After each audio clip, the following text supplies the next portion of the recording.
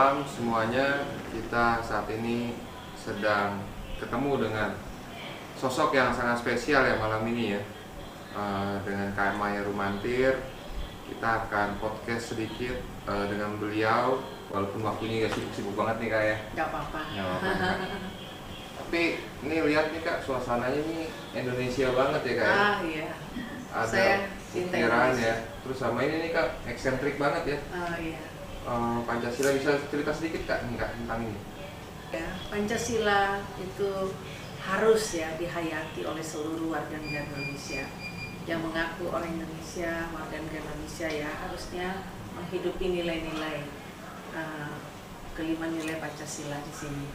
Dan kalau kita semua sebagai warga negara menghayati nilai ini, maka negara kita aman,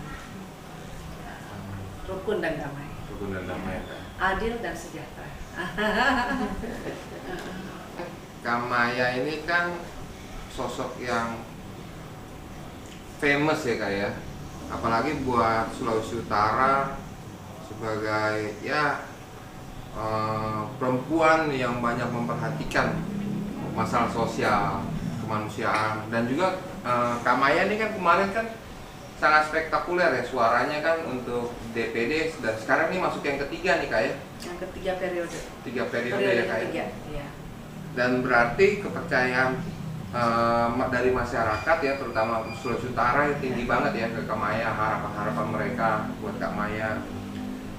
Dan jarang ya Kak yang dapat suara nih di Indonesia, ada 5 ya, masuk 5 besar ya kemarin ya Kak ya. Sangat diberkati Tuhan ya Kak ya. Amin. Semua karena kemurahan Tuhan. Karena kemurahan Tuhan ya Kak ya.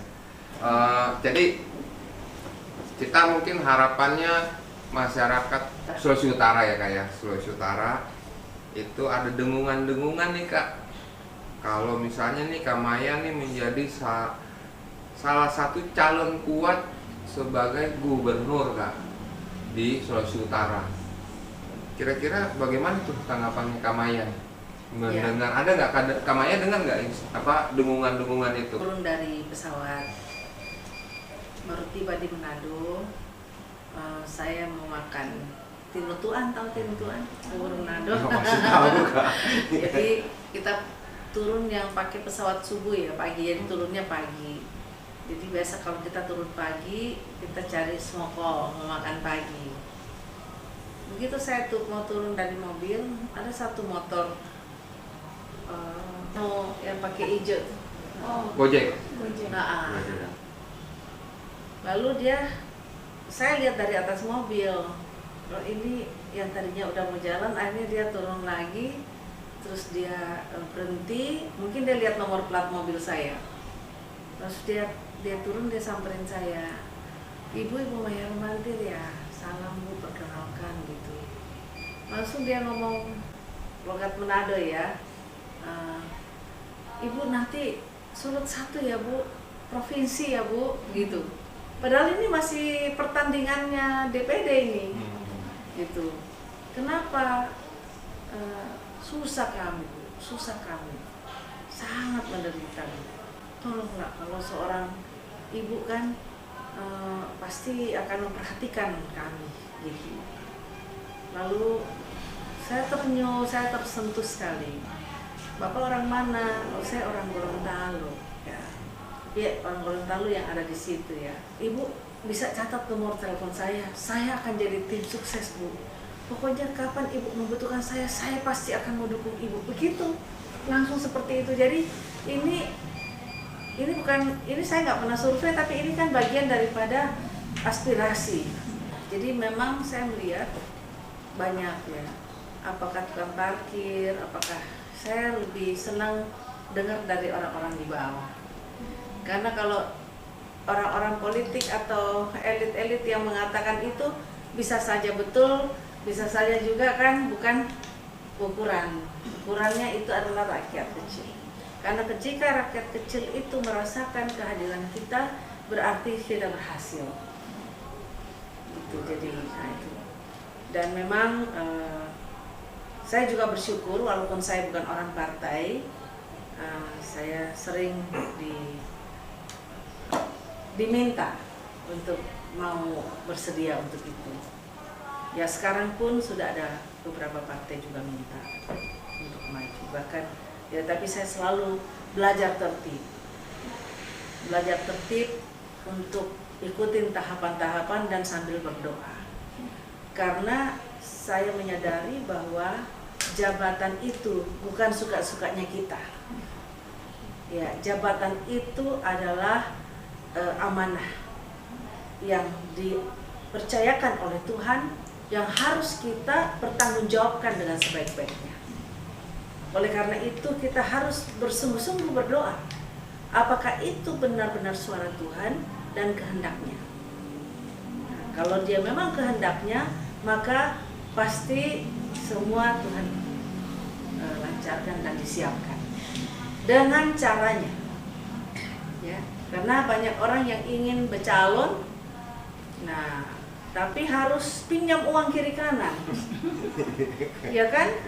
Nah, sementara kalau Tuhan yang menyiapkan, dia yang memanggil, dia yang sediakan. Tapi kuncinya tanya Tuhan ya Kak? Tanya Tuhan. Jadi harus dengan pernyataan Tuhan baru maju. Jadi sebenarnya tidak ada yang kriteria bilang si ini nggak bisa maju, si ini nggak bisa. Semua orang bisa maju asalkan dia sudah tanya Tuhan. Asal Tuhan suruh. Karena pemimpin itu wakil Tuhan di bumi kan? Nah, bagaimana kita tahu kalau kita wakil Tuhan, kalau kita majuin sendiri diri kita kan? Pasti kalau sesuatu yang dipaksakan akan menderita juga. Akan jadi susah. Baik diri sendiri dan juga menyusahkan orang lain. Dan akhirnya kalau dia menjabat akan menyusahkan masyarakat. Gitu ya Kak ya? Iya. Jadi nanti Tuhan yang akan membawa ya Kak ya, memang ya. Semua kita di firman Tuhan mengajarkan libatkan Tuhan dalam setiap perencanaan. Luar biasa. Iya, libatkan Tuhan. Kalau Tuhan yang terlibat, maka ada damai sejahtera. Jadi nggak usah juga takut menang atau kalah, nggak usah stres. Gitu ya Kak ya? Nah, seperti saya melihat di sini sekarang ini kan. Nah, jadi kalau misalnya kita sudah bertanding, kan di situ ada kan semua ukuran-ukurannya, sekian persen. Kita harus berpikir sebagai seorang pemimpin yang berani untuk maju sebagai pemimpin, harus jiwanya juga pemimpin. Hatinya juga besar, jiwanya juga besar. Karena pemimpin itu orang besar yang akan memimpin rakyat kecil yang ada di bawahnya. Tetapi ingat, rakyat itu memang kelihatan kecil, tapi sesungguhnya dialah yang terbesar. Makanya rakyatnya harus dijaga, harus disejahterakan. Kira-kira sekarang ini kan habis pilpres nih Kak. Ya biasalah, masih ada gejolak-gejolak gitu kan. Dan memang di sini perlu ya kedewasaan dalam bersikap daripada para politisi gitu. Dan kira-kira kiat-kiat apa nih yang juga bisa Kak Maya berikan buat masyarakat supaya kita nih jaga kesatuannya, bahwa pilpres itu adalah pesta demokrasi yang justru menguatkan satu sama lain, walaupun ada pemenang dan walaupun ada yang kalah. Iya. Jadi memang ini selalu ada dilema. Masyarakat itu kan seringkali punya kebutuhan tertentu, apalagi kebutuhan perut. Ya. Nah, sebenarnya ini para politisi yang elit-elit ini harusnya tidak mempergunakan itu untuk kepentingannya.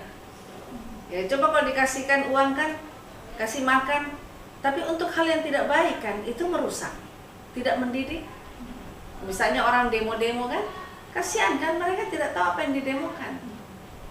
Tapi mereka disuruh datang. Hanya misalnya tadi kan saya ada lihat di medsos. Dibayar berapa? 85.000. Kamu tahu kamu untuk apa? Katanya untuk demo, untuk kasih ribut aja.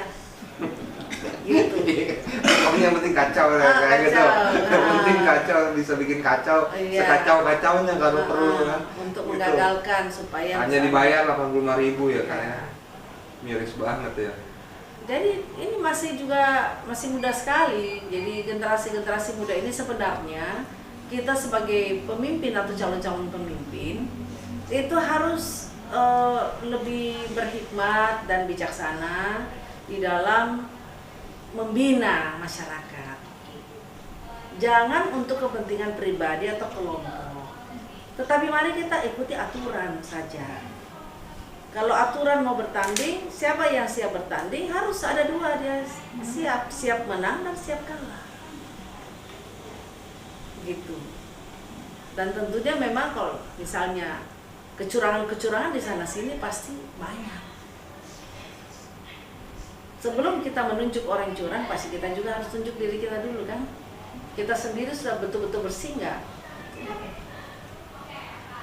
Nah, jadi saya rasa kita harus berjiwa besar. Apalagi perbedaan misalnya presentasi. Kita nggak berpihak kepada A, B, C, tapi kita lihat pada hasil dan bukti misalnya dari survei kan nggak satu. Kalau misalnya survei bisa dibayar, ada yang bisa dibayar. Tapi kan ada banyak ini, gitu. Ada banyak, jadi kita pasti bisa dilihatkan rata-rata. Demikian juga masyarakat yang memilih. Nah, setiap figur pasti ada pendukungnya. Ya, tapi seberapa banyak ya kita lihatlah di dalam pertandingan ini. Gitu. Jadi semoga apa yang terjadi sekarang jadi terus pembelajaran dan kita janganlah mengorbankan negara kita, bangsa kita yang sudah bagus. Dan kita harus juga sebagai manusia bisa menilai yang bagus, kita harus berjiwa besar katakan bagus. Sebaiknya ya, seharusnya yang beretika. Jadi politik etis dan kepedulian sosial itu yang harus kita junjung tinggi. Jadi kalau kita berpolitik, jangan lupa etika, berpolitik etis gitu.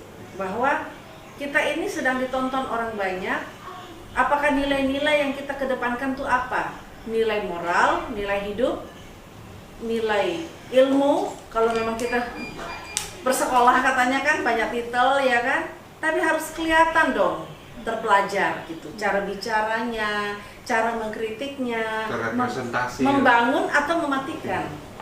Pembunuhan karakter kan, karakter assassination itu sangat kejam sekali. Yang ketiga, nilai harta. Nah, karena dari awalnya memulai sebuah pertandingan itu diawali dengan meminjam misalnya, atau tidak memiliki satu, ini ada stres duluan kan. Nah makanya kalau nanti misalnya menang pun nanti yang duluan kembali uang. Jadi memang kalau bicara politik itu memang harus betul-betul harus libatkan Tuhan lah. Jadi bukan agama ini kan, kita tidak bisa bawa-bawa agama, tapi kalau Tuhan harus kita libatkan. Kita ini alatnya Tuhan, tapi jangan peralat Tuhan. Jangan peralat itu Tuhan terus mengatasnamakan agama, tidak boleh. Karena dilindungi undang-undang. Ini perlu dicatat nih, jangan memperalat Tuhan. Iya, kita itu alatnya Tuhan untuk dipakai di muka bumi ini selama bernafas. Kalau kita sudah dipanggil kembali kan, kita udah nggak bisa bikin apa. Ini wawancara atau podcast singkat kita dengan Kak Maya ya, bisa dibilang nih Margaret Thatcher dari Sulawesi Utara untuk Indonesia. Margaret Thatchernya orang Minahasa, Kak Maya. Yang sekarang ini sampai sekarang 3 periode ya Kak ya. Iya. Dan mudah-mudahan harapannya saya juga sebagai putra Minahasa gitu, tentunya sangat senang sekali dan bangga sekali kalau nantinya mungkin Tuhan punya rencana buat Kak Maya memimpin Sulawesi Utara secara utuh menjadi gubernur. Amin. Dan kita sangat mendukung sekali, yang jelas sekali. Itu aja sih harapan kami Kak, dan mungkin ada yang mau disampaikan lagi Kak Maya? Ya pada intinya siapapun nanti yang akan jadi gubernur, harusnya dia memiliki hati Tuhan, pikirannya Tuhan, dan rohnya Tuhan, supaya hidupnya bukan untuk dirinya, bukan untuk kelompoknya saja, tetapi hidupnya dia persembahkan bagi Tuhan. Apa yang dikehendaki Tuhan adalah mensejahterakan masyarakat. Ya, biar masyarakat boleh datang kepada Tuhan semuanya, apapun latar belakang agamanya. Sekali lagi bahwa agama bukan yang menyelamatkan kita, tetapi Tuhan yang menyelamatkan kita. Tuhanlah yang segala-galanya.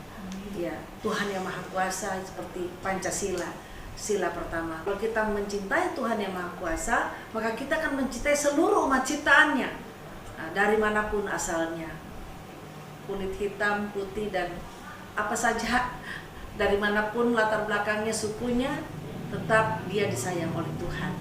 Dan pesan saya adalah, jadilah bunga bagi bangsamu agar harumlah negerimu. Janganlah bersedih apabila diri kita tidak dihargai orang, tetapi bersedihlah apabila diri kita tidak berharga. Sekian dan terima kasih. Merdeka. Merdeka. Merdeka. Obat obrolan masyarakat. Salam Pancasila.